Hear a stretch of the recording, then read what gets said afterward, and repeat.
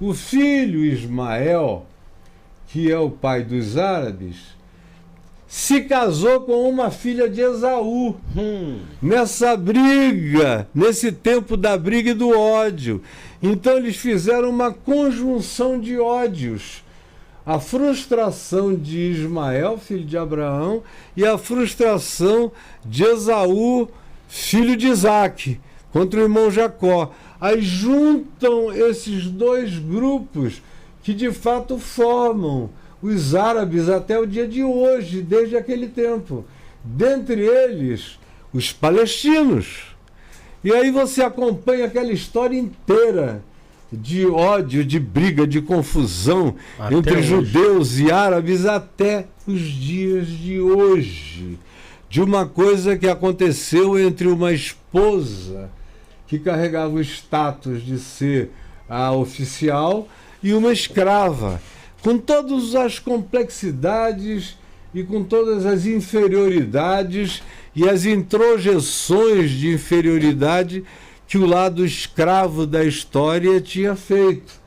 Então, foi inimizade que cresceu desde o início. Por isso, por exemplo, você lê no livro do Gênesis que Abraão, um dia, ouviu a voz de Deus dentro da tenda, Deus dizendo: pega o teu filho, teu único filho Isaque, leva-o a um monte que eu te mostrarei.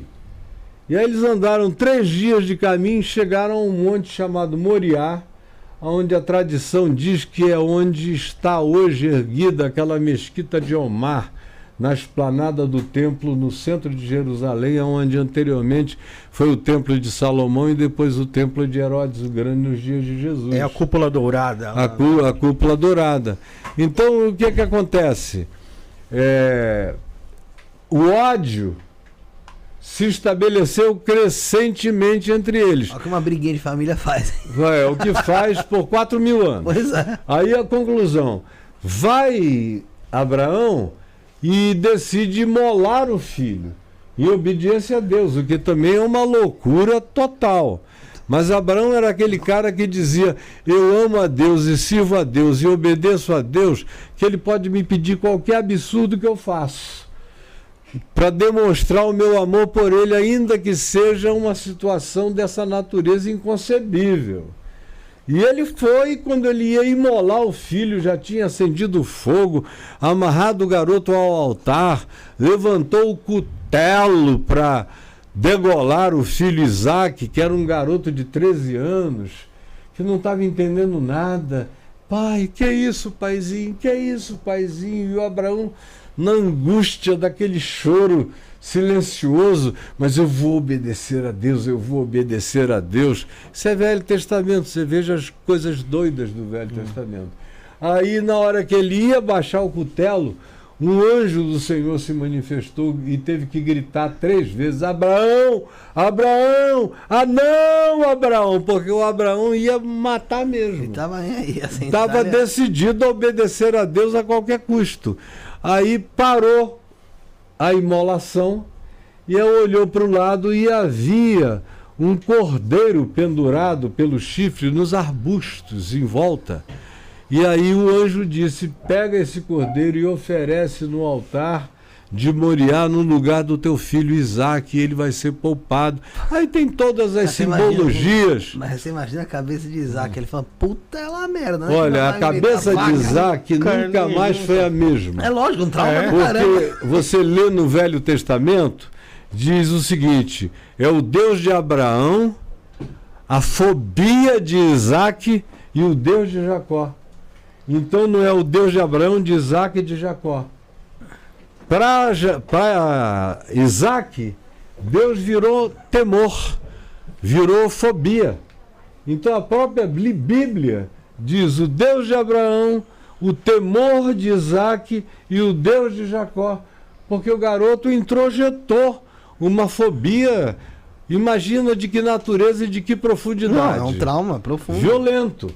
Aí, conclusão: a união de Ismael, filho da egípcia, escrava dos dias de Abraão, com a filha de Esaú, no tempo em que ele estava com ódio de Jacó, o irmão, querendo matar, formam agora uma família carregada de muito ressentimento, de muita raiva, de muito ódio.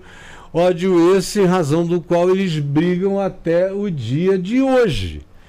Então, você tem coisas no Velho Testamento que você lê a geopolítica contemporânea, e se você lê só baseado no jornal, ou num sociólogo moderno, ou opinião analítico-política, e não tiver esse contexto todo, você não entende a história, porque ela carrega um DNA de beligerância que tem 4.000 anos de idade de hostilidade.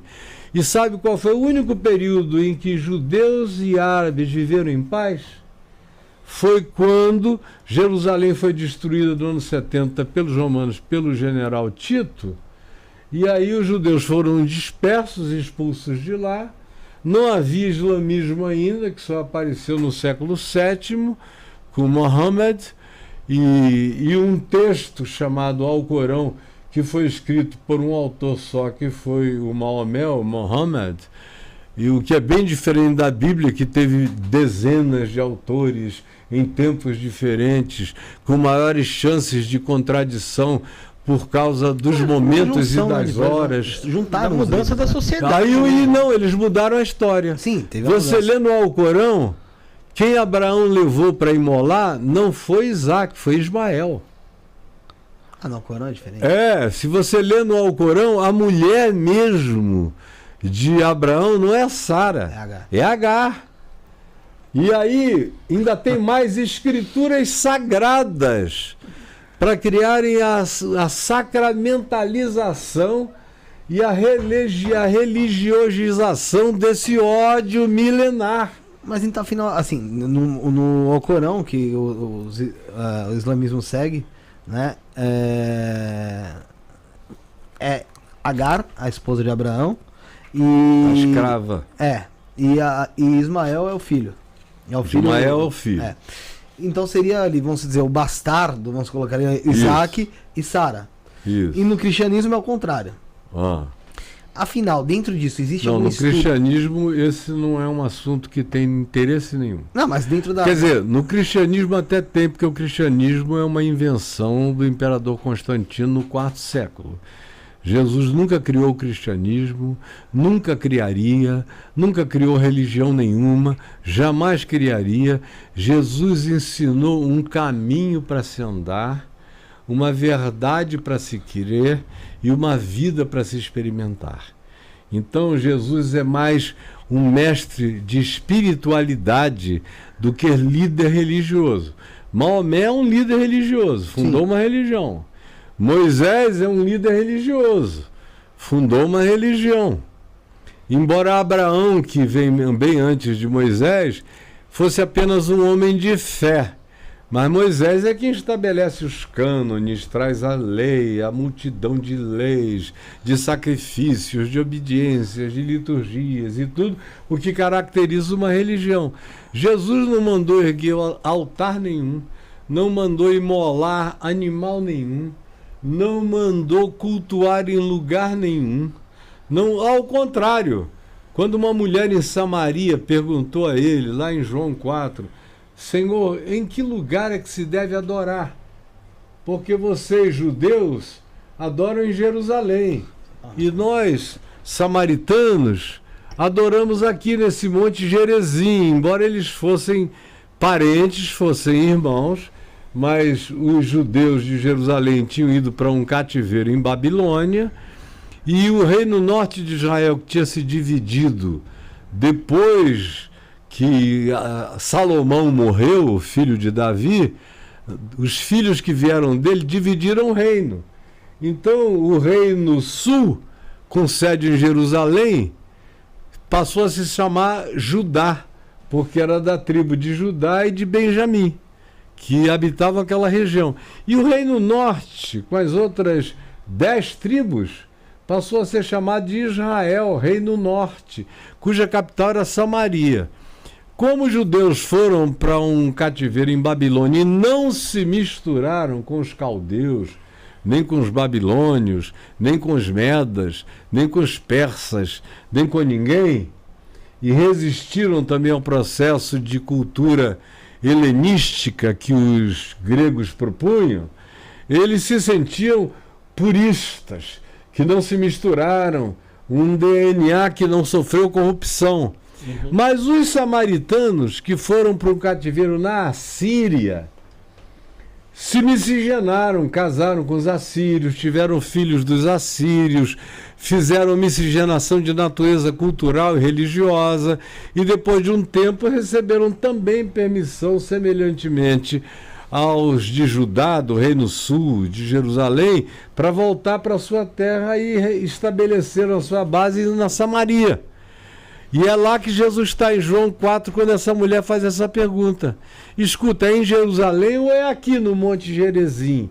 Que também era um monte que Moisés tinha separado para ser o Monte das Bênçãos. E o Monte Ebal, que está na frente dele, é um vale no meio, tem o Gerizim e tem o Ebal. O Monte Gerizim era o Monte das Bênçãos, que você encontra em Deuteronômio, em Levítico, as bênçãos de Deus através de Moisés para Israel. E o Monte Ebal era o monte das maldições para todo aquele que desobedecesse à lei de Deus. E aí ela pergunta, escuta, onde é que se deve adorar? É aqui como a gente adora ou é lá em Jerusalém como os judeus adoram? Aí Jesus disse, mulher, em verdade eu te digo que nem neste Monte Gerizim, nem em Jerusalém é o lugar onde se deve adorar ao Pai. Deus é Espírito, e importa que os seus adoradores o adorem em espírito e em verdade, em Cascadura, em Nova Iguaçu, em Caxias, aqui onde a gente está, nesse bairro de São Paulo, na Liberdade, em qualquer lugar, é no coração. É algo que tem a ver não com o sagrado. O sagrado são determinações litúrgicas que pela tradição se sacralizam e são tratados como coisas divinas. Mas é só uma construção humana, antropológica, com projeções psicológico-religiosas. Agora, para Jesus, o sagrado não tinha a menor importância. Ele nunca mandou fazer uma montanhazinha de pedra, um monte de pedras desse tamanho para ninguém cultuar ali. Ele não elegeu lugar nenhum para ser lugar de culto nem de adoração, porque ele veio para ensinar a gente a amar a Deus no coração, na mente, na subjetividade, em qualquer cultura da Terra e em qualquer lugar do planeta, qualquer ser humano, independentemente de cultura, de etnia, de gênero, de raça, de qualquer coisa. Então, em Jesus isso não tem nenhuma relevância. Mas é que assim, eu quero dizer que dentro da Bíblia, então vamos lá, dentro da Bíblia foi Sara, Isaac, era a esposa de Abraão. No Alcorão era Agar e Ismael. Existe alguma terceira via que mostre de fato quem era, ou quem puxou mais para cada lado, ou é uma incógnita ainda? Não, com certeza a versão correta é a do Velho Testamento de Israel, que já estava escrito milênios antes de Maomé aparecer. Maomé é uma figura que surgiu no século VII pós-Jesus, o século VII depois de Cristo. E o que é o Alcorão? Eu já o li várias vezes. O Alcorão é uma sequência de um livro de um autor só, por isso é mais fácil manter a coerência sequencial, porque é um cara só escrevendo, levou algum tempo escrevendo, e mais do que isso, o Alcorão conta essa história pegando tudo o que era no Velho Testamento, aquelas coisas que os judeus achavam fundamentais e completamente definidoras do pedigree judaico em relação às promessas divinas, e atribuíram agora no Alcorão a Agar com Abraão e tudo mais. Agora, do ponto de vista histórico, é meio óbvio que uma coisa que surgiu 2.500, 3.000 anos antes tem muito mais chance de ser a realidade histórica comprovada do que uma outra que foi criada milênios depois. Compreensível. Agora, se você disser isso para um islâmico, ele vai ficar com ódio, com vontade de te matar, né?